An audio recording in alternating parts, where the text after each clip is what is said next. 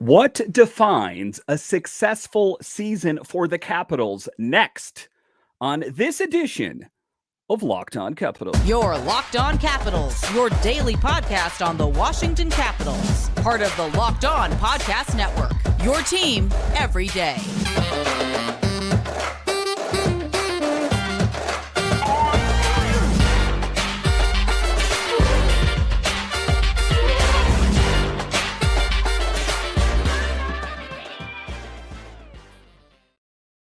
Well, hello and welcome into this edition of Locked On Capitals. I'm so glad you decided to join me today. As always, this podcast is free and available on all the major platforms, including the SiriusXM app and on YouTube. And I want to thank you for making this your first listen each and every day. My name is Dan Holney. You can find me on Twitter. It's at DanCaps218. You can find the show on Twitter. It's at Locked On Caps. And the best way that you can help grow the show is to subscribe to Locked On Capitals on YouTube and comment anything down below. The NHL season is coming up here, and I would love to talk Capitals hockey with you one-on-one, and we can do that on subtext. Just check the show description for more details. Today's episode is brought to you by Jace Medical. Empower yourself when you purchase a Jace case, providing you with a personal supply of 5 antibiotics that treat 50-plus infections. Get yours today at jacemedical.com. That is Jase medical.com. In today's episode of Locked On Capitals, we talk about Rasmus Sandin, who we know the Capitals picked up at the trade deadline, and he talked about coming to the Capitals as life-changing. We'll talk about that in the show. A little bit later, we will talk about how the training camp roster has been released. We know that the rookie camp is in session, but they released the training camp roster that includes all the veteran players as well. Who made the list? We'll talk about that in the show. But first of all, we will talk about what defines a successful season for the Capitals. And I know a lot of people are going to say, well, of course, Dan, the answer to that question is winning a Stanley Cup. And of course, that would be a great thing. But is that necessarily something that is going to define a successful season for the Capitals? I don't think that is necessarily the case. I think that the Capitals making it to the playoffs is a must. Anything less is not a successful season as far as I'm concerned. Listen, this last year, they missed the playoffs for the first time since 2014, and subsequently Peter Laviolette, Brian McClellan, and the Capitals parted ways. Now, it could be said, well, Peter Laviolette approached Brian McClellan and said he didn't want to be with his team anymore. Touche. I guess that is a bit true, but what we could say is the lack of success or the inability to make it to the playoffs hinged on that and played a huge role on why Peter Laviolette isn't here anymore. And what is the big thing? They didn't make it to the playoffs. And I know if you're listening to this podcast or watching it in a different market, you're thinking to yourself, man, this Capitals team is pretty spoiled. If they don't make it to the playoffs one year, they're going to sulk and pitch a fit. I mean, you're to a certain extent, you are correct. There is an expectation in DC and the Capitals to make it to the playoffs. For the longest time, this team made it to the playoffs, period. They didn't win a Stanley Cup until 2018, but they usually made it to the playoffs. This was the first time since the Adam Oates era that they didn't make it to the playoffs. So it has been quite some time. So them making it to the playoffs would be one of the boxes I would check off and on a list that is this season successful? The next thing I'm going to talk about is Evgeny Kuznetsov. Yes, Evgeny Kuznetsov, the same guy that said, I wanted out of DC. And listen, he's denied it, but Mike Vogel kind of said, you did say it, and he didn't really have anything to say differently, that he wanted out of DC. And I think the Capitals would be best served to be all in on Evgeny Kuznetsov. He was in the first round draft pick. And one of the things that we've heard about on this team for the longest time, before Kuzi was here, at the time Nick Backstrom was the first line center, is this team cannot find a really solid second line center. And then Evgeny Kuznetsov came. And, it's been a bit of a bumpy ride for Kuzi, all things considered. When Barry Trotz was here, he had him dialed in and he was playing pretty good. And then Peter Laviolette came. I think that there was ultimately a disconnect. Those two guys didn't see things in the same light. Could Spencer Carbery be the guy to reinvigorate Evgeny Kuznetsov. That would be a huge thing. Even if they don't win a Stanley Cup, that in and of itself would be a really big box to check to finally get Kuznetsov back that we all thought he was going to be. Let's remember, before he was here, everyone's like, oh, this Kuznetsov guy. No one said his name the right way back then. This Kuznetsov guy, if he comes over here, it's going to be so great. And then he came here and he's had a couple so-so seasons, and people are already saying, get him out of the door. One of the things that would bug me more than anything is if the Capitals did, in fact, trade him and he played very well somewhere else. The whole time we would be thinking it was the Capitals, it was the coach, it wasn't Kuznetsov. So let's be all in on Kuznetsov. Let's face it, we tried to trade him last summer to no success. So we need to be all in on his success. It's good for Kuznetsov and it's good for the Capitals. The next player, I think you know where I'm going here, is Anthony Mantha. And I don't like how people, are saying disparaging things about him all season, that he's this poor hockey player. Listen, he had a down season. Let's all agree on that. But he has put in the work in the off season, and even last season, he hired that mental coach. He admitted that he was overthinking things. He admitted that, being caught up in your own head, he was gripping the stick too tight and, not getting that really great shot that he's known for. Let's face it, the Capitals were all in on Anthony Mantha at one point. They traded Jacob Verana. They traded Richard Panik and some draft picks out to Detroit to get him to come to the Capitals. So the Capitals were definitely all in on him at one point. And why were they in on him? His smooth skating, his big size, his great shot. I think that Spencer Carbery can be the guy to help Anthony Mantha find his way again. Is it going to be possible?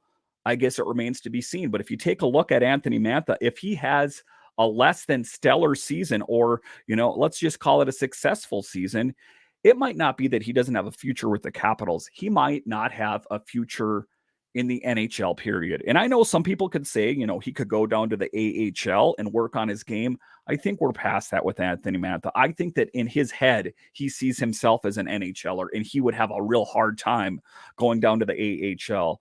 You talk to some players, and, contractually, I don't think it would work. But say, in the future for him, say he was able to get a contract that lent itself to that.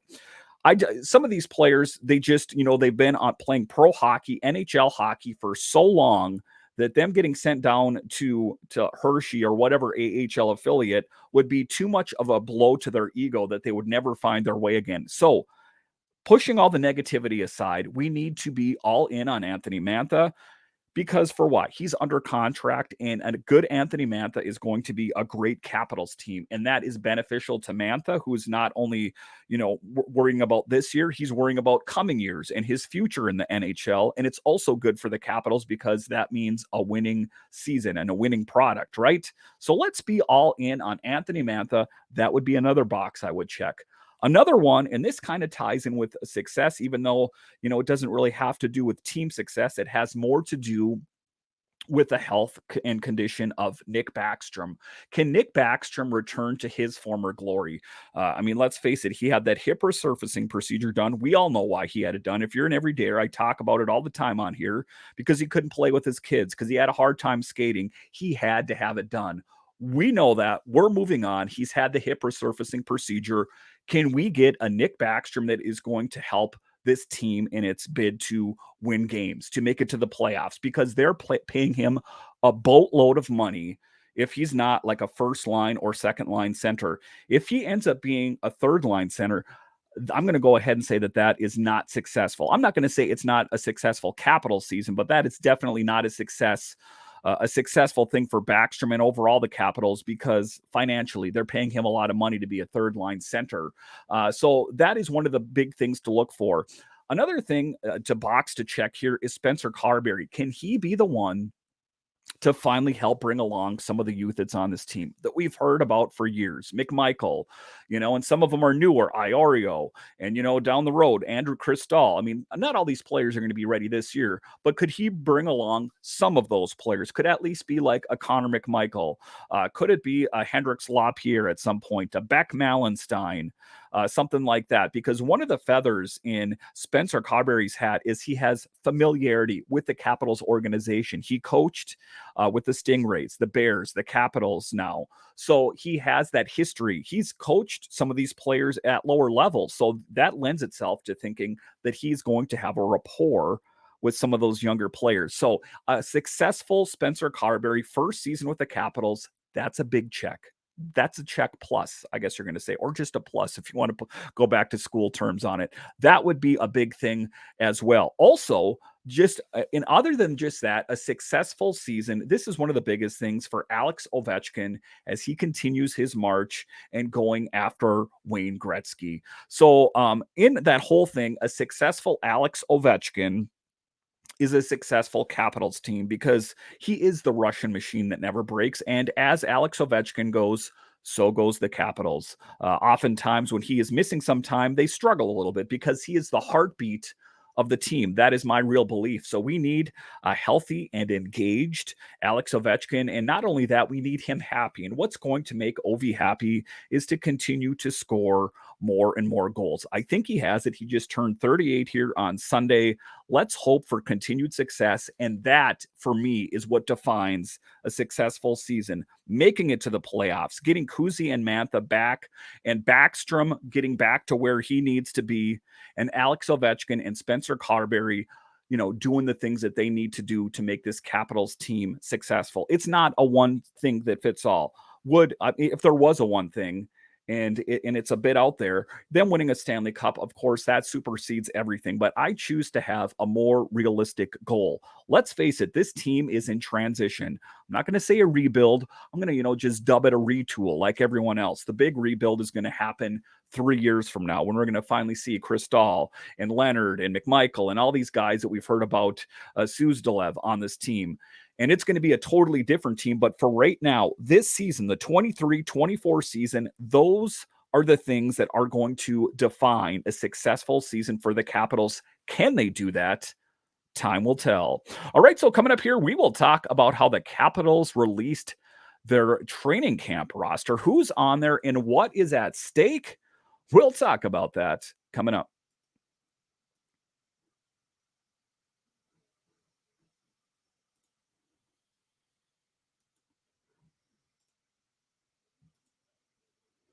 Our next sponsor here is Jace Medical. Jace Medical is important. Why? Because you need certain certainties in life. There's a lot of things that you can't plan for. In health, sometimes is one of those things that is hard to control. So if you can have a certainty in Jace Medical, that would be big. The Jace case provides 5 life-saving antibiotics for emergency use. All it takes to get a Jace case is fill out a simple online form, and in some cases, jump on a quick call with one of our board-certified physicians. Get ongoing care from our physicians on any treatment-related questions. Doctor created, doctor recommended. Don't be caught unprepared in life. Everyone should be empowered to take care of themselves and their loved ones during the unexpected. Jace handles everything from online evaluation to licensed pharmacy. So if you want one certainty, you need Jace Medical. Save more than $360 by getting these life-saving antibiotics with Jace Medical, plus an additional $20 off by using my code locked on at checkout on jacemedical.com. That is JASE medical.com.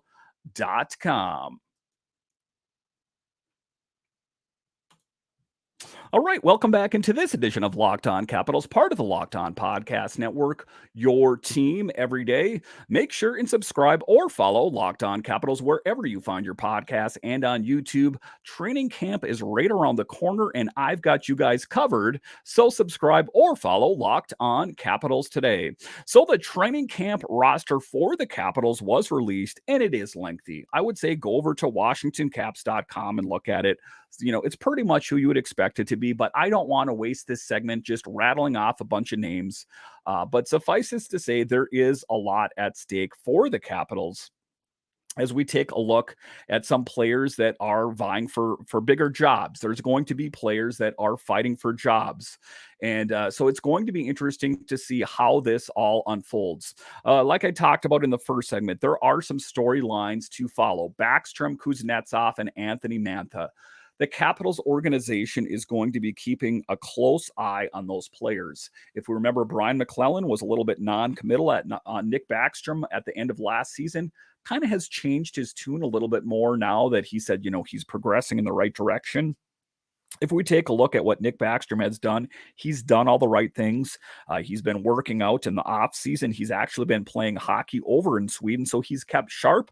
He says he feels great. So that's a storyline to follow. And also Kuzi and Mantha, like I talked about in the first segment, you better believe that the Capitals organization is going to be keeping their eye on him. But there are a lot of questions here about Backstrom and the status that he's at. The 34-year-old said a summer of training has really helped him out. So he is exactly not a young guy. Is he in really great shape? And will Spencer Carbery and Brian McClellan be able to offer some tough love to Nick Backstrom if he is not quite where he needs to be? That is the question. So taking a look at Spencer Carbery, it's going to be a lot on his shoulders. Can he be the guy to get Kuzi and Mantha to where they need to be? That is the question. The other big thing to take a look at the training camp roster is to keep an eye on Connor McMichael. He is on a mission to prove that he belongs on this Capitals roster. And every year that he's on the team and he gets his opportunity, I'm pulling for him. And I'm thinking to myself, this is going to be the season for Connor McMichael. And, these last couple of years, what it's been with Connor McMichael is he would come up, he'd get some playing time, maybe he had an off game here or there, and then he would be a healthy scratch, or they would put him on the fourth line on the wing. This has got to be the season that they give Connor McMichael a long look at the center position. Anything less doesn't cut it for me. That is who he is a center. Of course, he's going to say, I'll play the wing. They don't really ask him those questions. But if they did, he would play the wing because he's playing in the National Hockey League. The guy loves hockey, right? But where he is going to really take off is at the center position. And, to the questions that a lot of people I know are going to ask me is, where's he going to fit? I'm not so sure. But if he plays so great, the other centers for the Capitals should be worried where they're going to fit in. Another person to consider is Beck Malenstein and Alexi Protas. Beck Malenstein fits that role of that big, tough guy on the team. I envision him being on the fourth line, and I envision him being on there. That is going to be his job on the fourth line, kind of tying it down, kind of that tough guy line. And I think that he is going to fit that role really well. You can never have enough tough guys on the team. And I'm not trying to just pigeonhole Beck Malenstein as a tough guy, but he does bring a certain level of physicality. What we saw from him on the Capitals before he got injured last year, I've liked Beck Malenstein, what he's brought for the longest time here, but it seems that he's finally upped his game. This is the year for Connor McMichael. This is the year for Beck Malenstein. Also on that list is a player to look at is Alexi Protas. And what do we know about Alexi is he played so well last year in camp that they couldn't send him down. No one envisioned, I don't think, Alexi Protas breaking camp and being on the Capitals. He just played that well. So after that, it was a bit more of a bumpy ride. He had some great production and then he would dry up a little bit and then he'd get some great production. So if Alexi Protas is going to continue to have a job on the Capitals, he's going to have to bring that same compete level that he did last year. You can't live on former glory in the National Hockey League or any real professional sports. There are certain exceptions. Alex Ovechkin could go a while without scoring goals and not be worried about his job being in jeopardy. But most other players, unless you're in the category of like an Ovechkin or something like that, you need to play well on a consistent basis. So Alexi Protas, you can't live on former glory. You can't say, hey, I had a good camp last year. You're going to need to bring it this year because there are a lot of guys down in Hershey, especially now that the Bears won a Calder Cup, that their resumes look a whole lot better than they did before. So he is really going to have to bring it. I'm not too worried about him. But there are other players to look at for me. And I've really been banging the drum for this guy here for a while. And if you're an everydayer, you know that is Ivan Miroshnichenko. This is going to be the season for Ivan Miroshnichenko. Am I going to say he's going to break camp and be on the team on game one? I wouldn't count him out, but it is possible. But I do think that Miro is going to be on the big team, the Capitals, this season. Mark it down. And this team's going to look a lot different. How is he going to find his way into this lineup? Because he's going to play so well that the Capitals are going to have to look at weaknesses in the roster and say, hey, you're going to be a scratch tonight. That is my projection for Ivan Miroshnichenko, is he is going to play so well that he won't be able to be denied. Listen, he's broke through every hurdle. This is just another hurdle for him. And, just taking a look at what he's had in rookie camp, taking a look at the work he's put in the summer, he's overcome a lot to get where he is right now. This will be the season for Ivan Miroshnichenko. The other player, too, is Hendrik Lapierre. Again, a bit of a bumpier ride for him last year, but he came up clutch in the Calder Cup, if you remember that. So he had kind of a rough, December, January, but then after that, he found his way again. Sometimes being a healthy scratch refocuses you. There's one of two ways you can take that. You can sulk, or the other side of it is you can learn and improve. And I got to say, I'm really impressed with these young guys. Hendrik Lapierre, Connor McMichael, generally it is a stereotype of younger players that you kind of sulk and moan if you don't get your way. Quite the contrary with those two. Hendrik Lapierre, Connor McMichael, two very mature guys, far more mature than their age would indicate. So great for them. Hendrik Lapierre, I'm going to say that this isn't going to be your year yet for the Capitals. I'm not going to say that he's not going to get a bump up if someone's injured, but I don't think he's fully cooked yet. But Ivan Miroshnichenko, I am seeing great things for him. But taking a look at Lapierre, 30 points in 60 games in his rookie AHL season. On paper, it does appear that, this team is going to be pretty good, defying odds of what a lot of people think this team is going to be. I think this Capitals team is going to be one to be reckoned with. So all the insiders, all the experts, if you've written down who you think is going to be, king of the Metro, you better have written it down in pencil, and you better have a big eraser, because I think you're going to need to erase some names out and get ready to sketch in the Capitals. Yes, I'm that pumped. I think this team is going to be that good. The biggest thing that's going to hold them back is injury. But the difference between this year and last year is they have some of the youth in the wings that's ready. They're not undercooked. They're not baby hens anymore. These are chickens that are ready to go. A bad analogy there, but you know what I'm saying? These players that were maybe not so ready to go last year are ready to go this year. I'm talking about Connor McMichael. I'm talking about Ivan Miroshnichenko, those kind of players. So it is going to be interesting what this team has at training camp.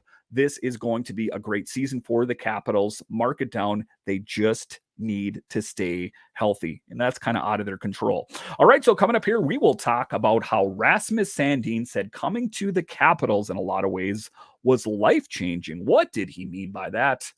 We'll talk about that coming up.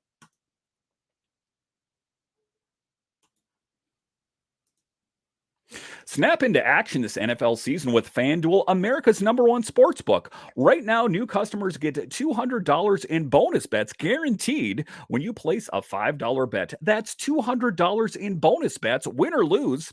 If you've been thinking about joining FanDuel, there's no better time to get in on the action. And even if you're not that into betting, you could bet on an upcoming Commanders game. Let's face it, they're playing really well this year. And if you have a little bit of money on it, it makes watching the game that much more exciting.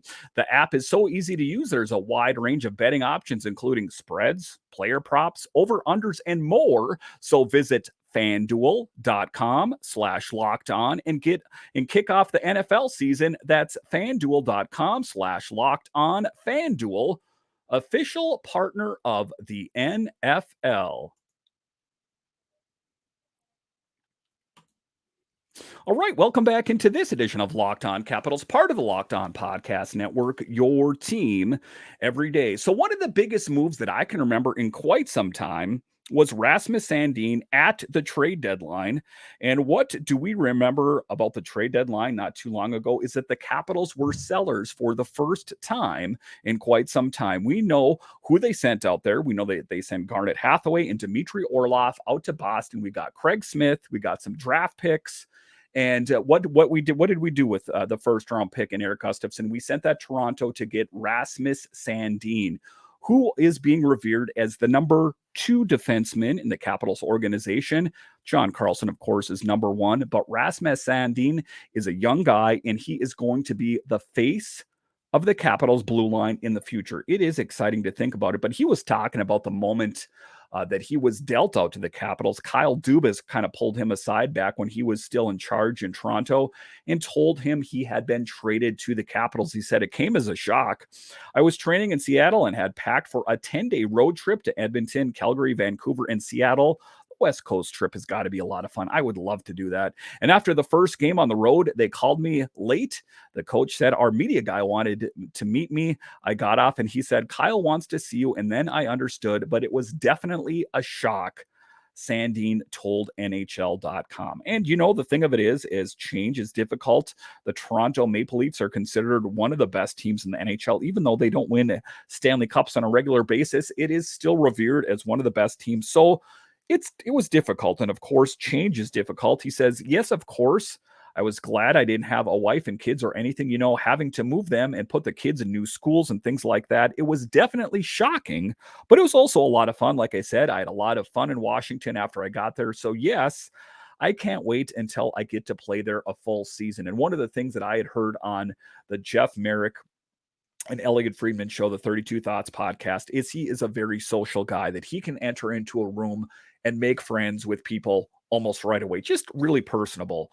So I think that those are all things that bode well for him. And I think you all know people like that in life, that they just come in and you're right away. This guy's super friendly.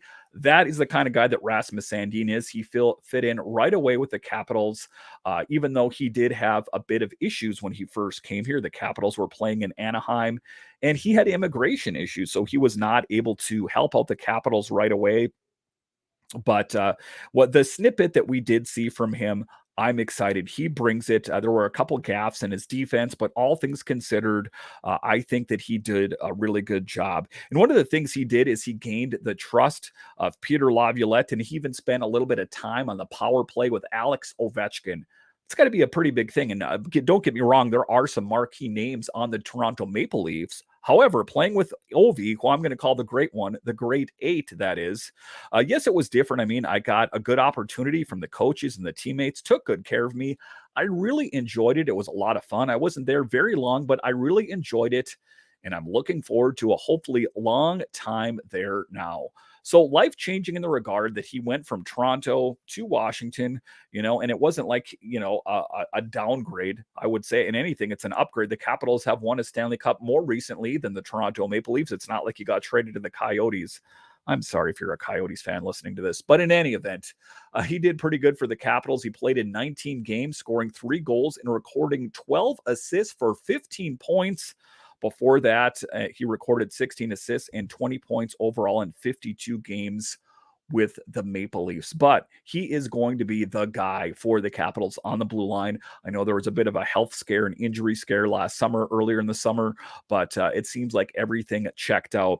One of the things that I like about it is he is working once again with Spencer Carbery. Of course, we know Spencer Carbery came from Toronto, so sometimes if you can seek familiarity, that's a big thing. He said, I don't really know. There are somewhat reminiscent of each other. The times I worked with Carbery in Toronto were during power play meetings and such. He was very good at getting the best out of each individual and working on us as a unit. So I think he's going to be very good for us. All glowing things. I have not heard one negative thing about Spencer Carbery. This is going to be a fun Capitals team to watch this year. But talking about how he thinks that one of the things is that the Capitals have been together for quite some time. He says a lot of things, but I think we have good qualities in the dressing room. The people we have in the dressing room mean a lot to us. The players here are really good. They've played together for a long time, so there's a natural chemistry. We have a little bit of luck, a lot of belief, and I think we can really make it to the playoffs this year. And that's what I'm talking about. There, anyone that's kind of dismissing this team as someone that is away from the Capitals, they're people that just look at stats. And one of the things that we know is that these experts are wrong so often. Maybe we need to stop calling them experts. It's easy to look at spreadsheets and advanced data. sometimes that doesn't mean anything in the world. If you take a look at what this team brings, I think that they are going to be ready for big things this next year. You just got to have a little faith. There's already people kind of doom and gloom on the Capitals, even within Washington. And that's the attitude that I've taken. There were a lot of question marks for me, I would say a couple of months ago, but I'm starting to look at the big picture. I'm starting to take a look at a lot of the young guys that are going to be coming here. And again, I don't know what kind of season it's going to be this year. I think it's going to be pretty good. Kind of just initial assessment. I'm not going to go ahead and etch their name on the side of the Stanley Cup yet, but I do think they will make it to the playoffs. I really do. And that was one of the things that I talked about in the first segment. That would be the number one thing that defines a successful season for me, for the Capitals, is to make it to the playoffs. I know that's setting the bar kind of low, but it is a big deal since it was a bit of a fall from grace this last year. So you as Capitals fans should be pumped up for a really great season. All right, I want to thank you for joining me on this edition of Locked On Capitals. And are you a fan of other GC sports? Well, Locked On has got you covered. We have Locked On Nationals, Commanders football, and Wizards is right around the corner. So no matter what major GC sport it is, Locked On has got you covered. All right, once again, I want to thank you for joining me on this edition of Locked On Capitals, part of the Locked On Podcast Network, your team every day. My name is Dan Holme, and I'll talk to you again next time.